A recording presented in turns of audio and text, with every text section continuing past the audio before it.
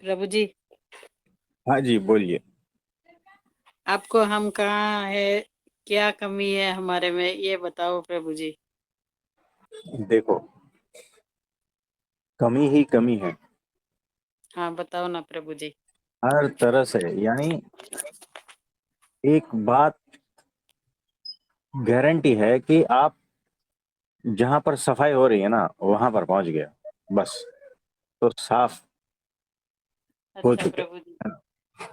अच्छा। तो देखो, भक्ति में हाँ। कमी है, अच्छा। निष्ठा में कमी अच्छा। है ना। हम्म। ये दो चीज जो है, उसमें कमी है। प्रभु जी, भक्ति तो मुझे शुरू से ही मतलब दिया बत्ती पूजा पाठ इसमें इंटरेस्ट ही नहीं है, क्यों नहीं है? उसको थोड़ी भक्ति कहते हैं। फिर भक्ति किसको? बात अलग होती है। अच्छा प्रभु जी। देखो, भगवान के हाँ। प्रति भीतर से अनंत प्रेम, वही भक्ति बन जाती है। भक्ति यानी मेरा अपनापन खोने के लिए मैं रेडी हूं, और तू जैसा चाहे वैसा मुझे स्वीकार है। यानी हम्म। अहंकार मिटने के लिए तैयार है। और बाद में जो भी कुछ हो रहा है ना, वो भक्ति ही है। हाँ प्रभु जी। देखो, भक्ति रूप में आप क्या क्या करते हो पता है? आप सेवा हाँ करते वो। हो, वो तो वो भक्ति हो गई। हाँ प्रभु जी। आप अच्छा म्यूजिक सुनते हो परमात्मा के प्रेम में, तो सुनना आपकी भक्ति हो गई। आप कुछ लिखते हो अच्छा सा, क्यों? क्योंकि आप उसके प्रेम में हो। और जो लिखाया जा रहा है, जो भीतर से बह रहा है, वो भक्ति है। प्रभु जी। यानी परमात्मा के प्रेम में जब आप पूरी तरह से डूबे हुए होते हो, तब जो आपके भीतर से सहज रूप से प्रकट हो रहा है ना, हाँ प्रभु जी। वो भक्ति है। याद रखना ये डेफिनेशन, कि परमात्मा के ओके। प्रेम में जब आप पूर्ण रूप से डूबे हुए हो, तब आपके भीतर से जो भी कुछ बह रहा है, चाहे वो शब्दों के द्वारा, चाहे वो नृत्य के द्वारा, चाहे वो लिखावट के द्वारा, चाहे वो सेवा कार्य के द्वारा, चाहे वो अगरबत्ती के द्वारा, चाहे वो आरती के द्वारा, आप समझ रहे हो? हाँ जी प्रभु जी। तो इसी को भक्ति कहते हैं। इसमें से कुछ भी एक दो चीज भी रह गई, है ना, हाँ ना। हाँ आपको प्रभु भीतर जी। से बहने लगी, तो भी वो भक्ति का ही स्वरूप है। मीराबाई की भक्ति क्या थी? वो वो भी कविता गाती थी। बनाते थे, हाँ भक्ति गीत गाती थी। बनाते थे, और नृत्य करते थे। संगीत उनकी भक्ति थी, हाँ है ना। प्रभु जी। यानी हाँ जो प्रभु भी भीतर से कुछ बहता है परमात्मा के प्रेम में, वो भक्ति हो जाती है। तो देखो, बुद्धि है ना, उसमें बहुत कुछ आता है। बुद्धि का एक डायमेंशन है भक्ति, है ना। तो भक्ति वो है जब हम अपने को जीरो समझते हैं, और हमसे कोई बड़ी सत्ता है उसका स्वीकार करते हैं, और हम सिर्फ उसके सामने समर्पित होना चाहते हैं। ये जो समर्पण है, वही भक्ति है। तो जो कोई महासत्ता है उसके प्रति जो प्रेम है, वही भक्ति है। इसमें और कुछ पूछना चाहते हो? गुरुजी प्रणाम। हाँ जी, प्रणाम। बोलिए बोलिए। गुरुजी, जैसे आपने कहा कि हमारा 10% हिस्सा माइंड का जो है वही चेतन है और बाकी 90% अवचेतन है। तो हाँ क्या जी, 10% से ही हमारा काम चल जाता है या फिर पूरा 100% जागरण चाहिए? देखो, जैसे जैसे जागृति आएगी ना, वैसे हाँ वैसे जी। चेतना पूर्ण अपने रूप में प्रकट होती जाएगी। हाँ ये जी। ऐसा समझो कि फूल है लेकिन कली के स्वरूप में है। एक दो पंखुड़ी खिली है बस, बाकी सारा बंद है ना। तो जो सहस्त्र सहस्त्रार चक्र जिसको कहते हैं ना, जहां पर पूर्ण रूप से पूरा फूल खिल जाता है, हजार पंखुड़ी वाला, हाँ जी। उसका मतलब ये होता है कि वो पूर्ण रूप से खिल गया है। वो गुरुजी। पूर्ण चैतन्य हो गया है ना? तो ये ऐसी बात है, तो वो जरूरी है। यानी बाकी का जो अंधेरे में जितना हिस्सा है हमारा, जब तक वो हाँ अंधेरे जी। में रहेगा तब तक हम जन्म मरण के चक्कर में भटकते रहेंगे। तो इसका क्या तो उपाय है गुरुजी? होश एकमात्र उपाय है, और होश की प्रैक्टिस करनी पड़ती है ना? तो होश पूर्ण होने की प्रैक्टिस जारी रखना है। जी तो गुरुजी। बेहोशी चाहिए ही नहीं हमें। ये जो भीतर से क्रोध निकलता है, भीतर से कामनाएं निकलती है, भीतर से ईर्ष्या भाव निकलता है, ये सारा कुछ क्या दिख रहा है? ये वही तो दिख रहा है कि बेहोशी है अभी तक। भीतर वो जो हाँ जी। 90% है ना, उसमें से ही सब 12 बार निकलता है ये सारा कुछ। जी गुरुजी। तो पूरा होश में आ जाओ, तो पूरा खिल जी जाओगे। गुरुजी। पूरी चेतना जो है खिल जाएगी। एक भी हिस्सा जो है सबकॉन्शियस में नहीं रहेगा। और तब जो है ना, पूर्ण जागृति, हाँ पूर्ण जी। होश, जी पूर्ण गुरुजी। ज्ञान सब को उपलब्ध हो जाओगे। तो उसके लिए प्रैक्टिस चाहिए गुरुजी, बिल्कुल हर रोज, बिल्कुल हर सेकंड के लिए रोज। हाँ, देखो सबसे पहले तो यही करो कि भीतर विचार जो चल रहे हैं ना, हाँ जी। किस प्रकार के आ रहे हैं, उसको एनालिसिस विचार करो। तो गुरुजी, विचार तो बिल्कुल नहीं चलते हैं, बिल्कुल एकदम बंद हो गए हैं। मैं तो ना कोई प्रश्न उठता है मेरे भीतर और ना ही कोई विचार चलता है, साइलेंट है बिल्कुल। तो अद्भुत बात है, फिर भी होश कितना है? होश तो मेरे को जैसे मैंने भीतर से आवाज आती है, कोई भी काम करती हूँ तो मुझे खुद ही अंदर से ही प्रश्न उत्तर होते रहते हैं कि ये ठीक है, ये गलत है, ये ठीक है, ये गलत है। कोई बात नहीं। तो सिचुएशन आएगा ना, तब पता चलेगा कि कितना बेहोशी है, कितना होश है ना? भीतर से जब निकलेगा ना जो भी कुछ बचा कचा है, तो तब पता हाँ चलेगा। जी। तो चार और दीवारी में तो गुरुजी। है ना, सुनो, चार दीवारी में तो सबको यही लगता है कि मैं पूर्ण ज्ञानी हूं, है ना? लेकिन बाजार में जाओ, हाँ जी। बाजार यानी संसार, लोगों से मिलना है, व्यवहार में, तब जाके पता चलता है कि कितना होश है और कितनी बेहोशी है, कितने भीतर कीचड़ पड़ा है। ये सारा उछल उछल के बाहर निकलेगा। हर भांति जी के विचार गुरुजी। आएंगे, उसको चेक फिलहाल तो करते रहना है।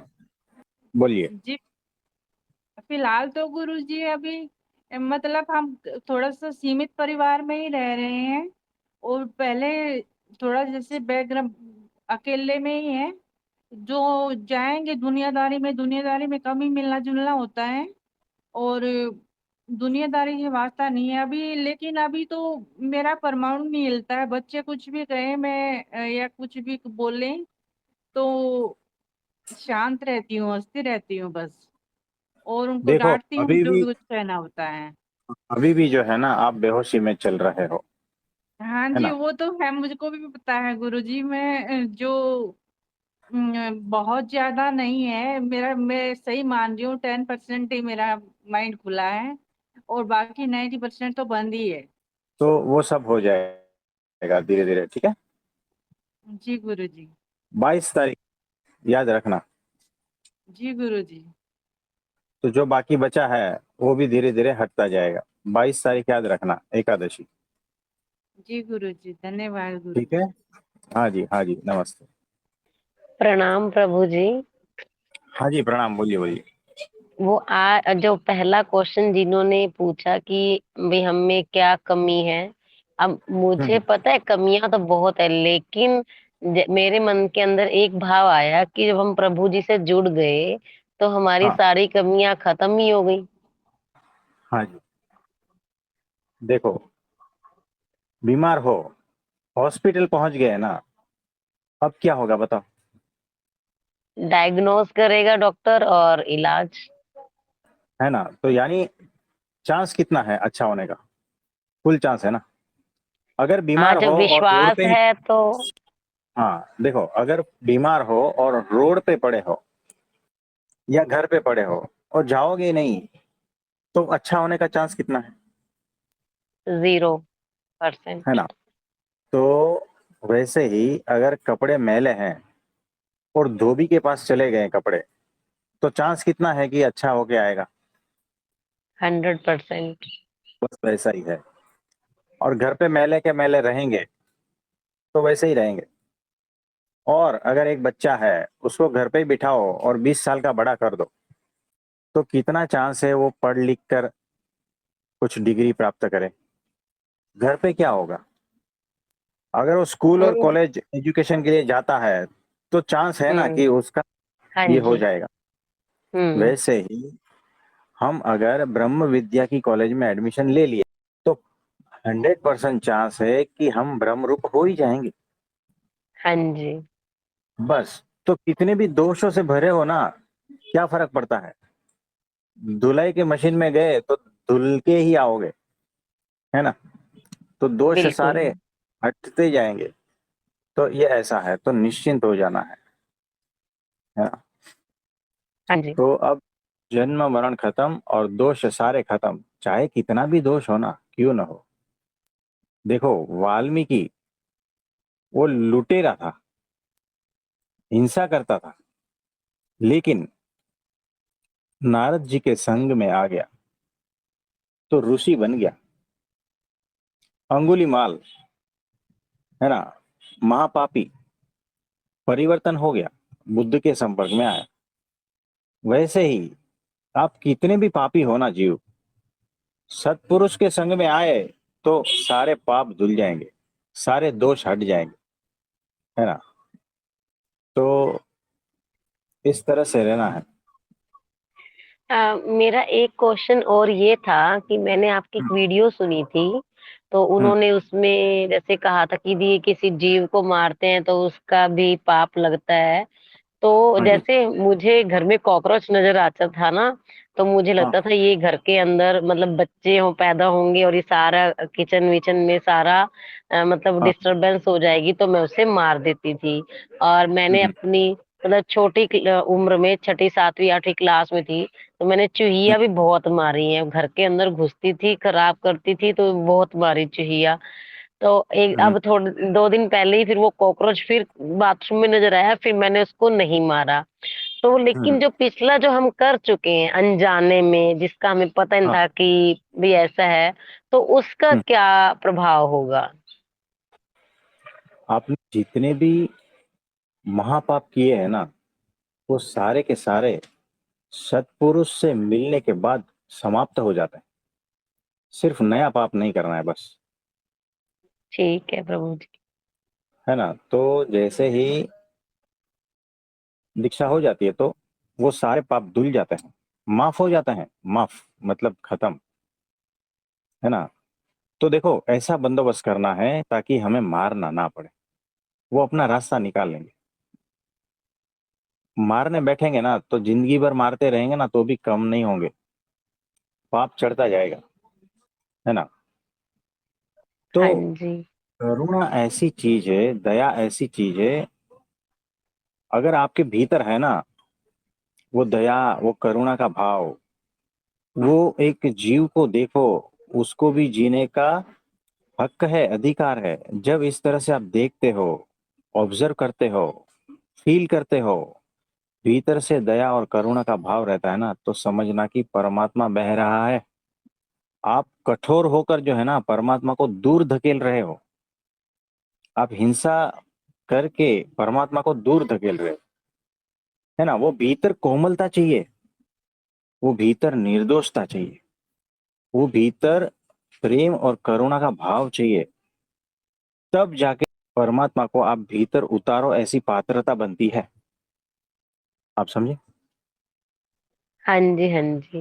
लेकिन जब हम ऑल आउट की मशीन लगाते हैं घर में मच्छरों को भगाने के लिए या मारने के हाँ। लिए, तो फिर वो भी हाँ। तो गलत ही होगा ना? देखो, ऑल आउट की जो मशीन है ना, वो मारती नहीं है। उसकी स्मेल ऐसी फैलती है ना कि मच्छर वहां आते नहीं है, ठीक है है ना? गुरु जी।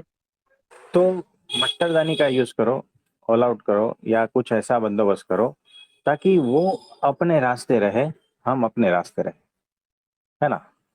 क्योंकि यहाँ पर सबको जीने का अधिकार है। आप समझे? हाँ जी। जी प्रभु जी। और अनजाने में कुछ इधर उधर हो जाएगा तो माफी मांग लेना, और क्या, जी प्रभु है ना। जी। हाँ जी। तो बिल्कुल निश्चिंत हो जाना। जी।